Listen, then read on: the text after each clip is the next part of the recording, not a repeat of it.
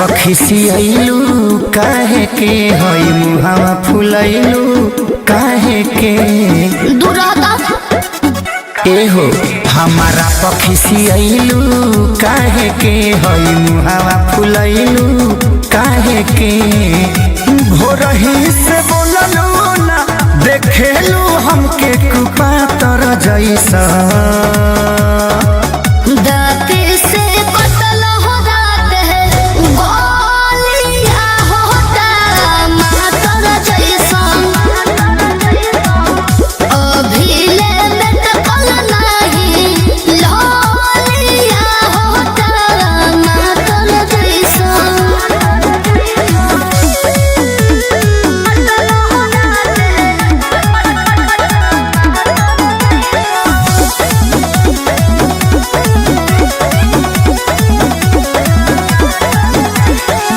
सटते दिमागा हो किरेक हो गए